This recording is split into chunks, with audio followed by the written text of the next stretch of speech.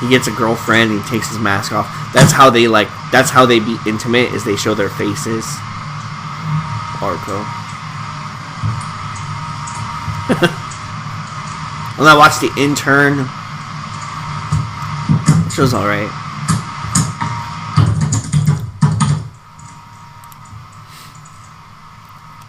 Robert De Niro. Oh, and Knock Knock. That was crazy. Poor Keanu, man. I know what you're fucking talking about. They fucked him up bad, man. I know what you're talking about. I saw the clips of that movie. It was fucking terrible. It was definitely, like, you can definitely tell they didn't spend any money on it. Like, they spent money on it, but they didn't spend money on it. You know what I mean? Like, they didn't. The thing that I didn't like about it is it had no ending. And then they give you an alternate ending on the DVD, right? And then that ending didn't have an ending either. So it had two, not one, but two no endings. Written, directed, and even produced by Eli Roth. Yeah. So it leads you to think, okay, you know, like, if they do a sequel, pretty much the sequel is going to be like the turnaround, like the opposite way around. But there was just no ending, man. You would think that they would at least give you a conclusion. Hopefully Megalodon's a lot better than fucking Knock Knock. And it had me there for a while. I was like, okay, you know what? I want to see how this plays out. Because at first I was like, okay, it's dragging on. I didn't really want, you know, I wasn't really into it. But then when the girls started showing up and they started doing a lot of freaky shit, I was like, okay, you know what? This could get interesting. And then they fucking just berate him and torture him and do the worst things imaginable to him. You know, it's bad. It's bad. Like, if you come out of that watching it from a perspective of someone who's in a relationship and you see that movie, you can kind of feel bad for Keanu. You're like, oh no, like, that's like the worst thing that people could do to you. And then, at the same time, it leaves you intrigued. You want to see how it plays out, but then they don't play it out. They just kind of like leave it up to you to decide what happens, and then they give you this fucking alternate ending that's even worse because it gives you like a tiny little tease. Like, you think you're gonna see some shit. Like, you think it's on, like, the balls to the wall. It's gonna be crazy, and then they fuck you on that too. Eli, what are you doing? Fuck. I wanted to see him go Green Inferno on their ass. But no. I want to see Keanu go jump with on those two bitches. That's it. Instead, he's like walking around the apartment like, monster sad, monster happy. That's like literally, that's the line. Monster sad. Keanu sad. Keanu happy. Keanu want Mountain Dew. Man. Keanu goes sit on the corner and jerk off to Sandra Bullock in the net. But he went on a little excellent adventure, I must say. For some of those scenes, he was on the excellent adventure, and then he hit the bogus journey. Yeah. It was good. I was just pissed off that there was no ending. When you go through 90 minutes of investment, when you're like, okay, it fools you into liking it for 90 minutes, and then there's no ending. That's not cool. That's not cool at all. I'm gonna write to them. I'm gonna ask them why. Why did this happen? I gotta write to Quentin Tarantino also, because I went to see his roadshow version of Hateful Eight. It was like the best time I've had at the cinema in so long. But they didn't give out any of the booklets and the tracks. I wouldn't be surprised if you wrote that why did the ending and Knock Knock suck, and then the answer, the reply was because Eli Roth is a fucking dumbass.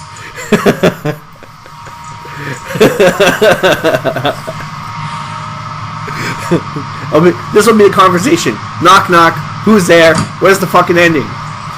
It'll be like, I was just so disappointed in the ending though. Yeah.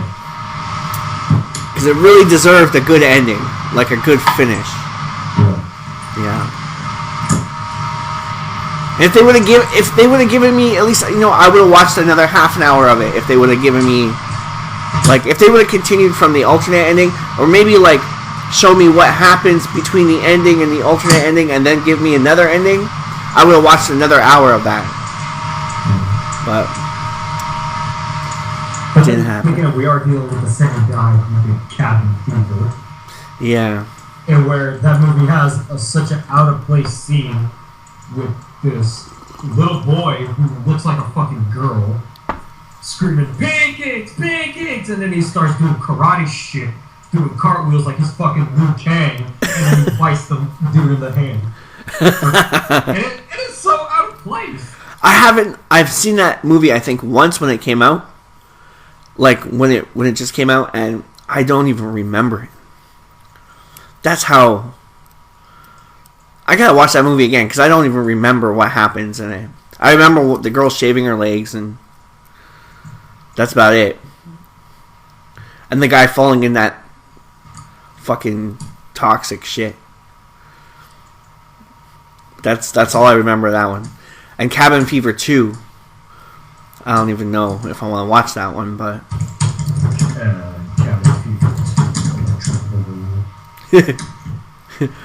made by fucking Golan Globus.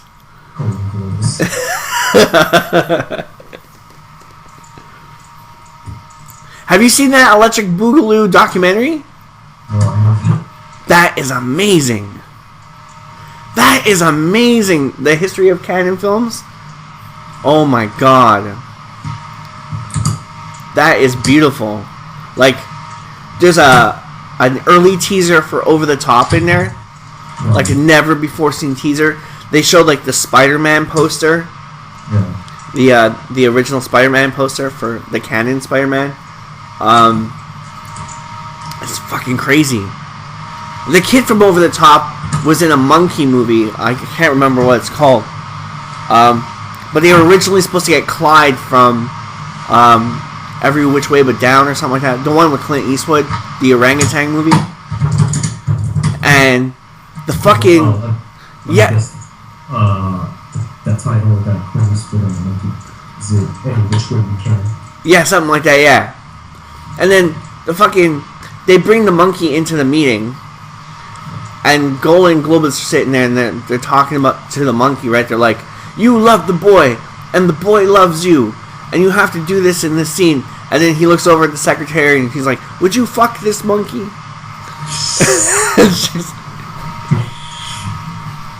It's crazy.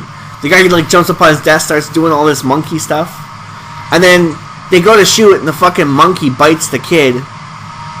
So they gotta get rid of the monkey. So Clyde's out, and they bring in this midget, right? And the midget comes in, and they get the midget in a suit, and they're like, "This is your new monkey," and it's fucking horrible. Like, then the monkey starts talking. It's bad. It's bad. Let me see if I can look up the name, the title of this epic waste of time film.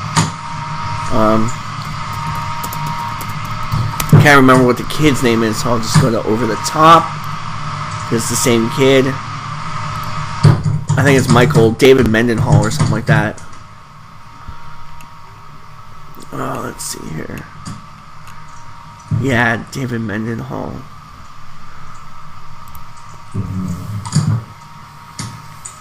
I should try to get this guy on the show. Ask him about that monkey. So you got bitten by a monkey. That's the last time anyone's ever seen you act. Oh wait, he was in the Berenstain Bears. He did that recently. Oh wait, I think I found the movie that he was in with the monkey. Is it called Going Bananas? It might be. Yeah. Going Bananas. You know, it'd be really hilarious if that behind-the-scenes story was actually over the top too, where a monkey bites the kid in the hand, and Stallone comes in and fucks shit up. Stallone comes in and arm wrestles the monkey. Yeah, you put my son in the hair. We're gonna arm wrestling the monkey ass. Like how they have those like dual slaps. The glove, he slaps him with a banana peel.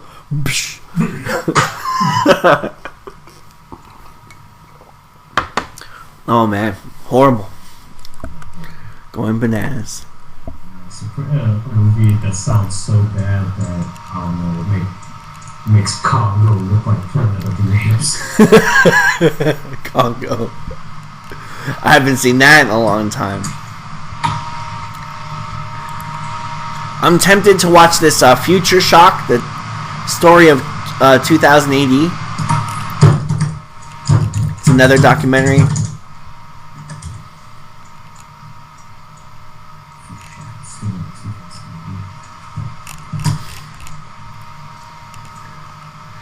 Yeah. I know what 2000 AD is. That's the comic series that Judge Dredd is a part of. Yeah.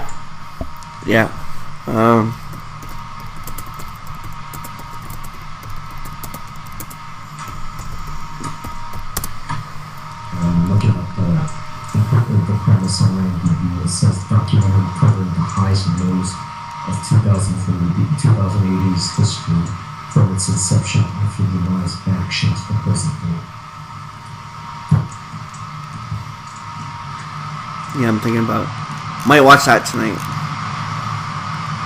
Go pick that up.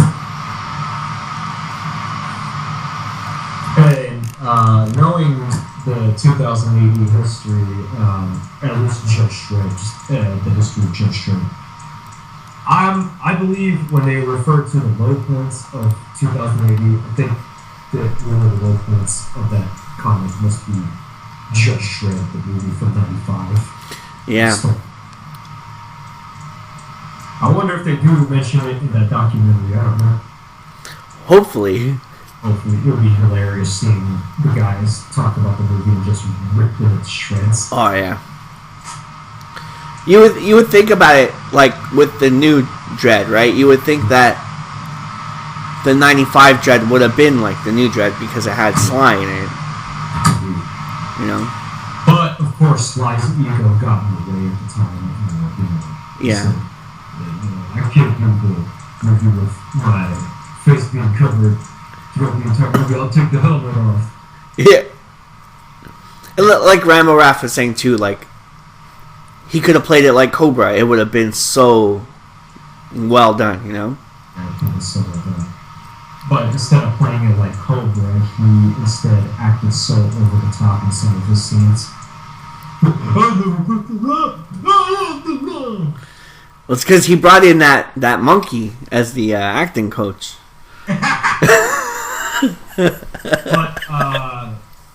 even though Stallone was bad in the movie, surprisingly, he was not the worst actor in the movie. The worst performance, the one that really delivered a performance that really killed the movie, and not in a good way, was the villain Amon Asante. Yeah. And you would think that they would have had more chemistry too, because they did Paradise Alley together. And their chemistry in that was really solid. You would think that would have, played well in the film. Yeah, but he overacts so much.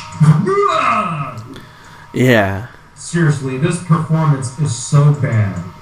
I swear, it almost rivals Brian Thompson and Shao Kahn in Mortal Kombat. Brian Thompson.